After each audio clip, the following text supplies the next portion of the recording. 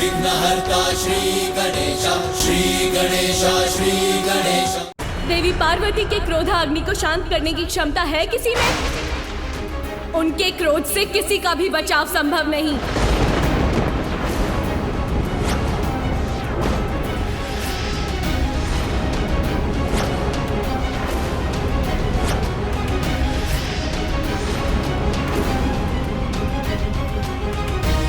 मैं उचित कह रही हूँ ना यमराज?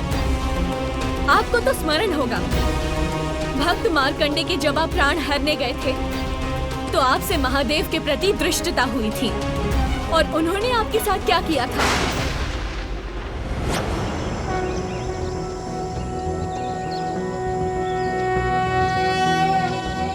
चंद्रशेखर चंद्रशेखर चंद्रशेखर पाहि मां, चंद्रशेखर चंद्रशेखर चंद्रशेखर रक्ष मां, रत्नसानुशरासनं रजताद्रिशिंग निकेतनं, शिंजनिकृतपन्नगेश्वर मच्युतानन सायकं, क्षिप्रदग्ध पुरत्रयं त्रिदिवालयैरभिवन्दितम्।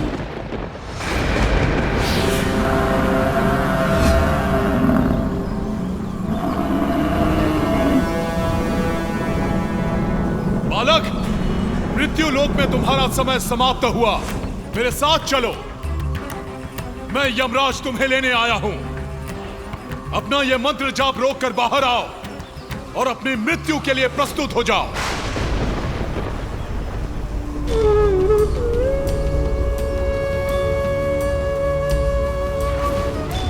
मैं भी मृत्युलोक त्याग कर यमलोक नहीं जा सकता, क्योंकि मेरे वृद्ध माता पिता को अभी मेरी आवश्यकता है और मैं महादेव का भक्त हूँ, इसलिए आप मुझे नहीं ले जा सकते। महादेव ने ही मुझे यह कार्य सौंपा है बालक। ये आयु संपूर्ण होने के पश्चात मैं सभी को मृत्यु प्रदान करूं। समय आने पर मुझसे किसी का भी बचाव संभव नहीं है, फिर वो शिव भक्त हो या विष्णु भक्त।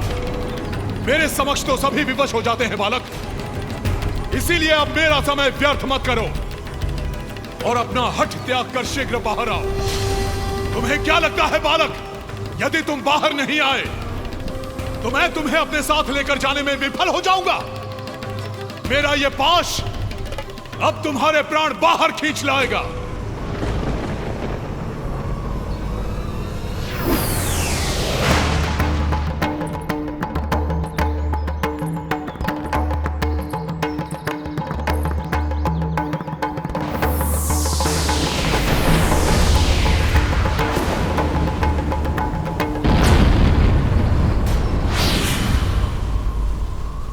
ये कैसे संभव है?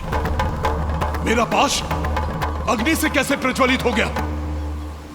अवश्य ही ये इस मायावी बालक की कोई माया है, किंतु मैं इसे इसका दंड अवश्य दूंगा।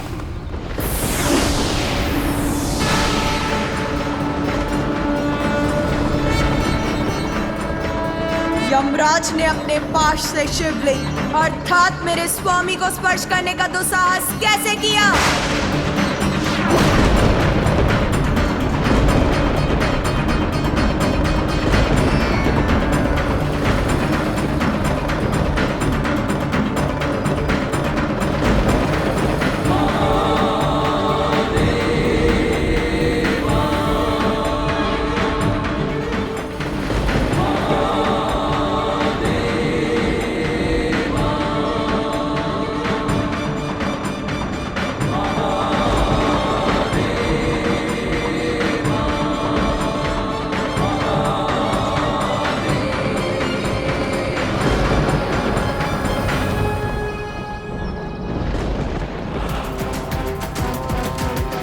बालक, तुम कोई भी माया अपना लो, मैं तुम्हें लेकर ही जाऊंगा। तुम्हारी मृत्यु ही तुम्हारी नियति है।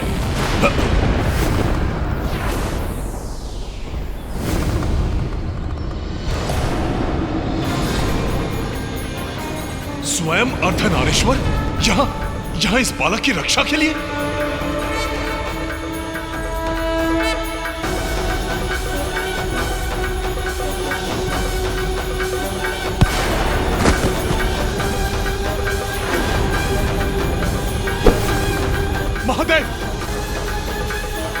महादेव, अपना त्रिशूल वापस ले लीजिए। अन्यथा अनर्थ हो जाएगा। मृत्यु का देवता ही मृत्यु को प्राप्त हो जाएगा। महादेव, महादेव!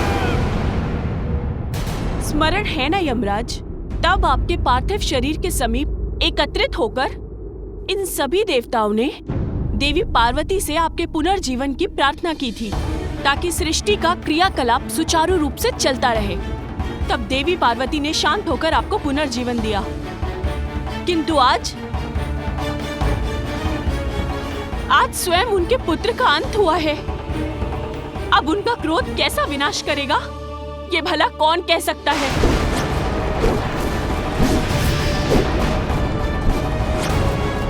कोई भी स्त्री अपने पति और संतान को हानि पहुंचाने वाले को कभी भी क्षमा नहीं कर सकती।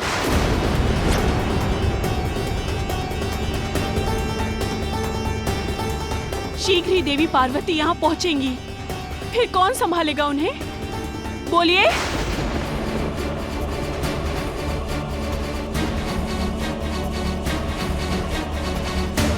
हे भोलेनाथ, हमें ज्ञात नहीं था कि ये बालक कौन था। देवराज, आपको ज्ञात नहीं था कि ये देवी पार्वती का पुत्र था, किंतु मुझे तो ज्ञात था ये कौन है।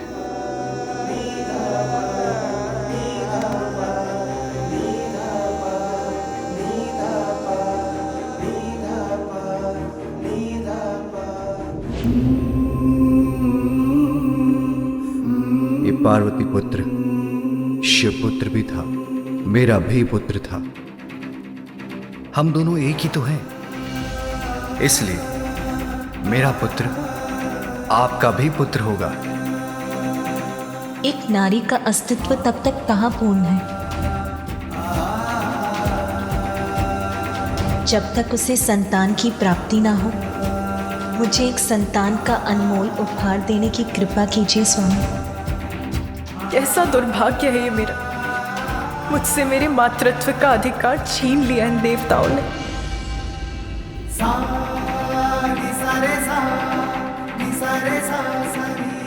इतने स्वार्थी मत बनिए देवराज। एक माँ से उसके पुत्र को विलग करने का प्रयास मत कीजिए आप। अपने पुत्र को अपने से विलग नहीं होने दूंगी और आपको भी ऐसा नहीं करने दूंगी।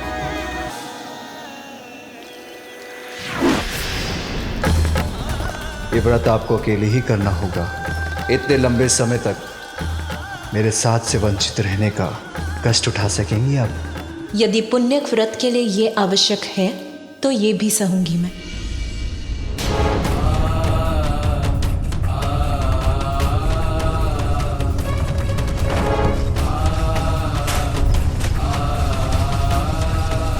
ये कैसा कंपन है?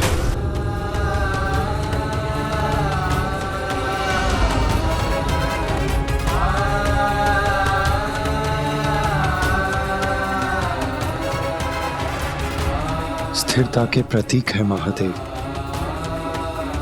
संपूर्ण जगत उनके उदर में स्थित, और आज जब वो स्वयं अस्थिर हो रहे हैं तो बाहरी संसार में कंपन उत्पन्न होना स्वाभाविक है। और यह स्थिरता मात्र कैलाश तक ही सीमित नहीं रहेगी। यदि इसका कोई समाधान नहीं निकला तो यह स्थिरता संपूर्ण ब्रह्मांड को प्रभावित करेगी। हम देवताओं को यहाँ नहीं ठहरना चाहिए। हमारा यहाँ रहना उचित नहीं। रुक जाइए। देवी पार्वती से भागकर कहाँ छिपेंगे आप? ऐसा कौन सा स्थान है इस संसार में जहाँ तक भी आपकी दृष्टि जा सकती है और ये संपूर्ण सृष्टि जिनमें समाहित है? उन देवी पार्वती से इस सृष्टि के किसी भी कोने में छिपा नहीं जा सकता। आदि शक्ति होते हुए भी देवी पार्वती अपनी शक्तियों को भुलाकर एक साधारण गृहिणी के समान अपना जीवन बिता रही हैं। किंतु जब उन्हें ज्ञात होगा कि उनके पुत्र का वध हो चुका है तो उन्हें अपनी शक्तियों का स्मरण करने में अधिक समय नहीं लगेगा, और तब उनका प्रचंड क्रोध जागृत होगा। उनके क्रोध का सामना करने का साहस तो रखिए देवगण, क्योंकि इस अनर्थ के घटने में दोष आप सभी देवताओं का है।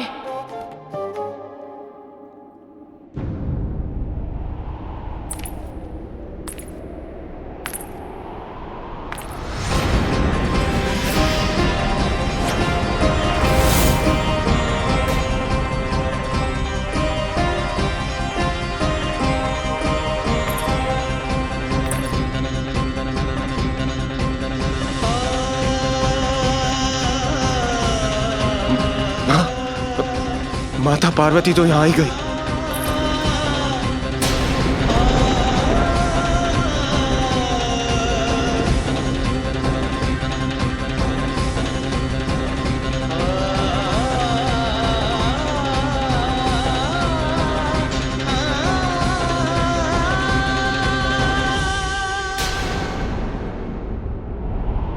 मेरा पुत्र कहीं दिखाई नहीं दे रहा है। कहाँ छिपा है वो?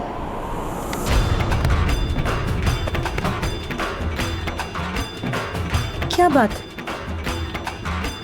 आज तो यहाँ सभी देवता एकत्रित हैं।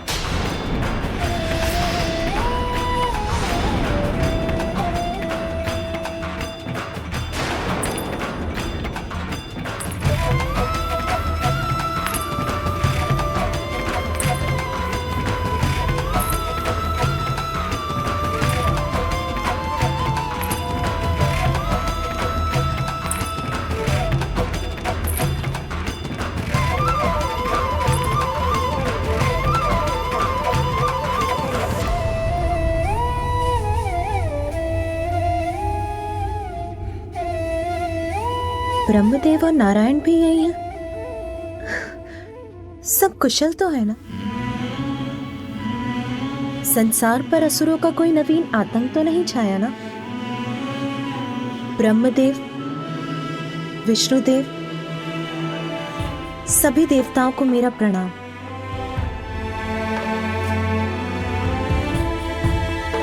संकट आए भी तो भयभीत होने की क्या आवश्यकता है?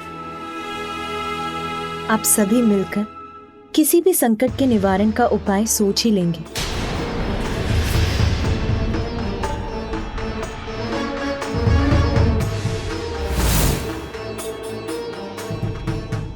अरे मेरी सखियां,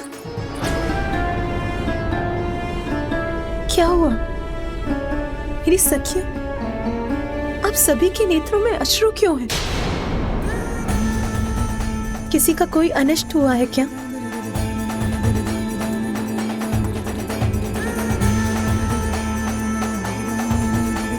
आप सब यहाँ, सबके मुख पर दुख का भाव। इसका कारण क्या है? ये मुझे कोई नहीं बता रहा। अवश्य कोई बड़ी घटना घटी है। मेरा हृदय व्याकुल हो रहा है। कोई शीघ्र बताइए मुझे क्या हुआ है। आपको कैसे बताएं देवी पार्वती? जो हुआ है उसे जानकर आपको कितनी अपार पीड़ा होगी। अपनों ने ही आपके हृदय पर ऐसा आघात किया है।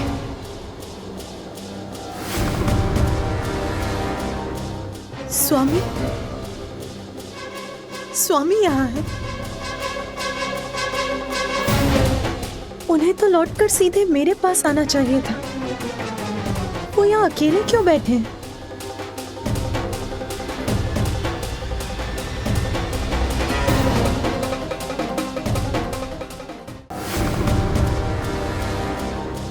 स्वामी,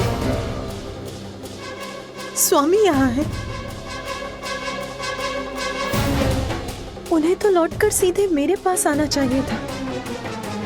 वो यहाँ अकेले क्यों बैठे हैं?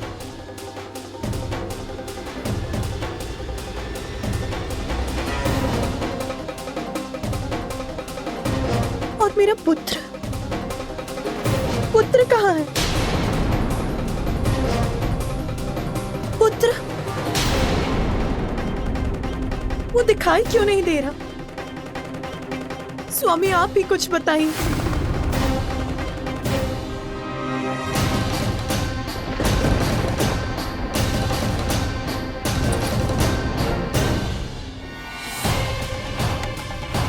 ये क्या है? किसकी आकृति है ये? कौन पड़ा है यहाँ भूमि पर? अब सत्य उजागर होकर ही रहेगा, उसे और नहीं छिपाया जा सकता।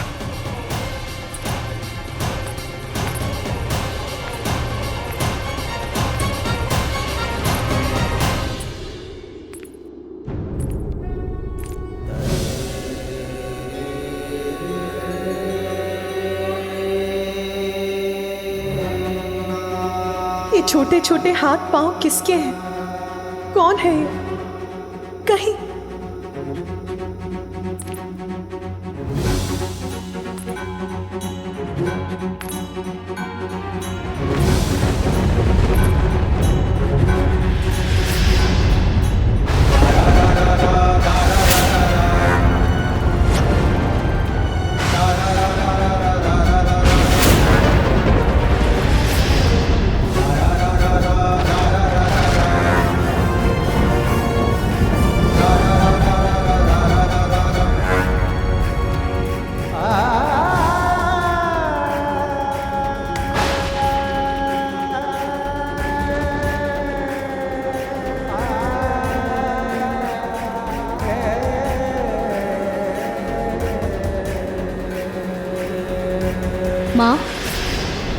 आपकी सेवा करने, आपको सुख देने आया हूँ।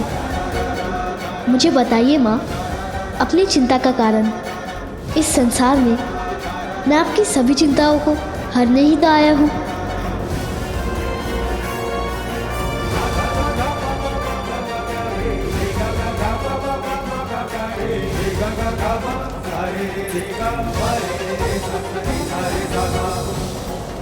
माँ, मैं आपको छोड़कर कभी कहीं नहीं जाऊंगा, सदा आपके साथ ही रहूंगा।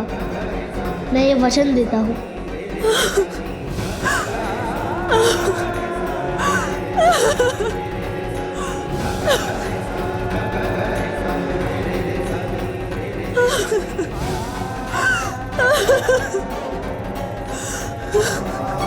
ये कैसे हो सकता है?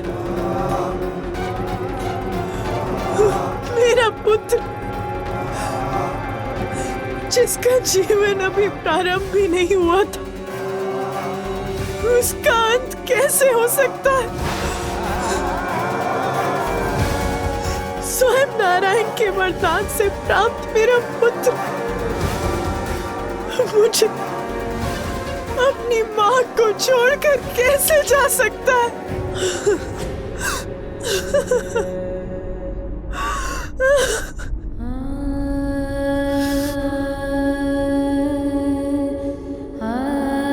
किसने किया ये क्रूरतापूर्ण दुस्साहस?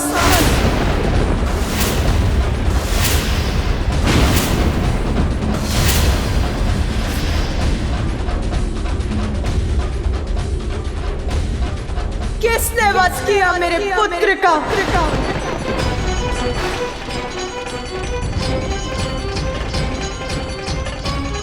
मैंने पूछा किसने?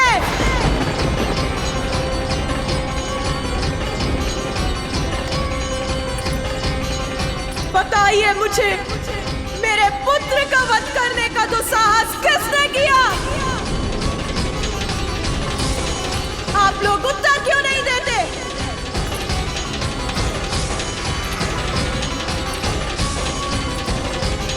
कौन है जिसने यह अपराध किया?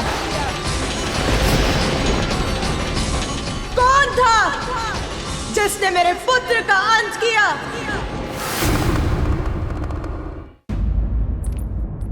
स्वामी, आप ही बताइए, किसने किया ये जघन्य अपराध? किसने विलग किए मेरे पुत्र के शरीर से उसके प्राण?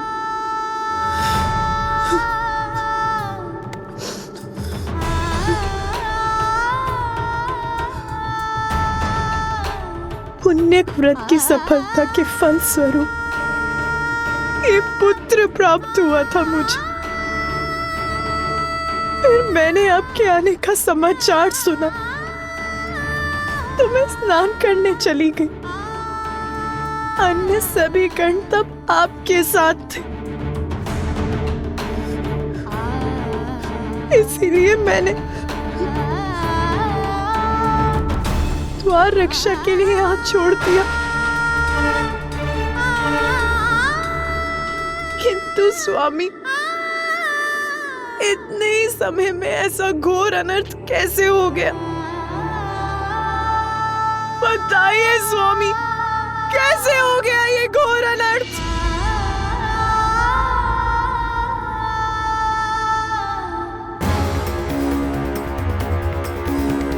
किस दुष्ट का कृत्य है ये?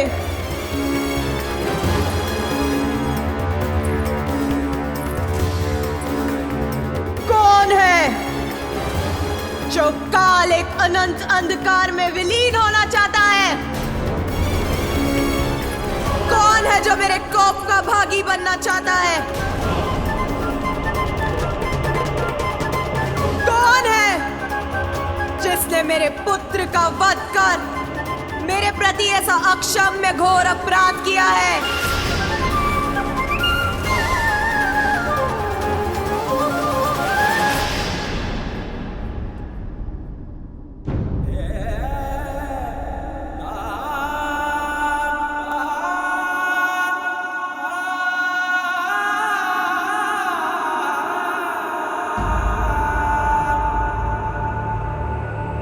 तुम्हारा अपराधी मैं हूं पार्वती।